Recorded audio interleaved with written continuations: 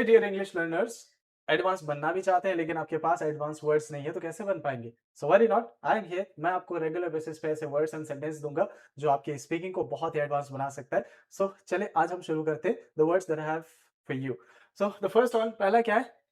Have a look at this, dog days. तो इसका हम दो सेंस में यूज करते हैं। एक, जब मौसम की बात करें, जैसे बहुत गर्मी वाला मौसम, एकदम जून जुलाई का महीना, एकदम सूरज लगता है सर के ऊपर बैठा हुआ एकदम से, है ना? तो ऐसे मौसम को क्या बोलेंगे? Dog days. ऐसे दिन को क्या बोलेंगे? Dog days. इस तरह से दूसरा सेंस है, जब आप मुश्किल भरे वक्त से गुजर रहे होते हैं अपने जीवन के, तो ऐसे दिन को भी आप क्या बोल सकते हैं? Dog days. बता सकते हो, अरे क्या बताए, I am going through dog days. क्या बोलेंगे? I am going through, come on come on, क्या बोलेंगे? I am going through dog days. मतलब मैं बहुत मुश्किल भरे दिनों से गुजर रहा, I am going through dog days. Clear है? Any problems?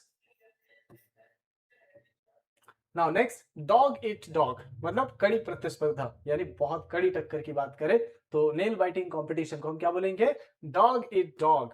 जैसे आज दुनिया की बात कर लो, जहां भी जाओ हर तरफ हर चीज में आपको हेवी कंपटीशन आपको दिखेगा, तो आप बोल सकते हैं it's a dog eat dog world out there.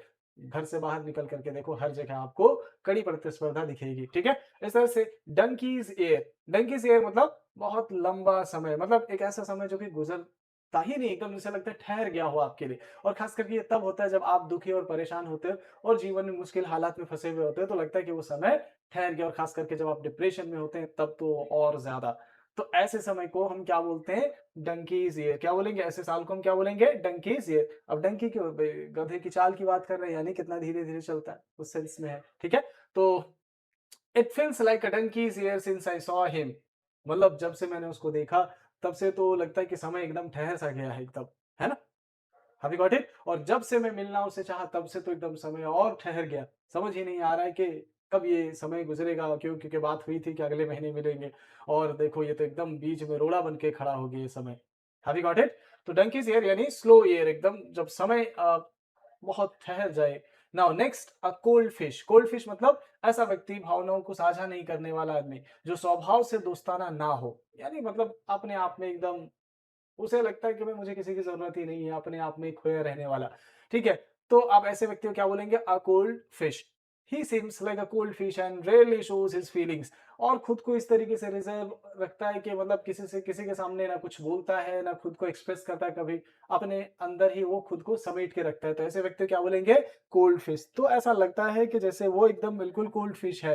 And rarely shows his feelings, कभी कभार ही दूसरे को अपनी फीलिंग बताता है। इस तरह से ईगल आई मीन्स ऐसी निगाह जिसकी निगाह से कोई बच नहीं सकता है। तो ऐसी निगाह को हम क्या बोलते हैं? Eagle eyes. अब जानते हैं जानवरों में या दुनिया में अगर सबसे ज्यादा शार्प आई की अगर बात करें, बहुत दूर तक देखने वाली आंखें अगर किसी के पास हो तो क्या है? ईगल आइज, है ना? तो इसी कारण हम क्या कहते हैं ऐसे तेज नजर वाले इंसान को? ईगल आई। क्या बोलेंगे? She has an eagle I for a small details. वो तो एक एक चीज को बहुत बारीकी से देखती है एकदम वो, और उसके सामने गलती करके बच नहीं सकते हो, सारी चीजें पकड़ी जाती है। खैर, इस तरह से ईट लाइक अ हॉर्स मतलब बहुत ज्यादा खाना खाना, एकदम जो मिले लाओ एकदम समेट दे रहे एकदम से पूरा। ठीक है? तो eat like a horse, he eats like a horse after playing football. वो फुटबॉल खेलने के बाद ऐसे खाता है जैसे लगता है कि एकदम घोड़ा खा रहा है, एकदम सब खा जाएंगे एक ही बार में। ठीक है? Have you got it? So these are the words for today and use it as per the requirement. And stay tuned, हम आगे भी आपको इससे बेहतर बेहतर वर्ड्स बताएंगे। Thank you.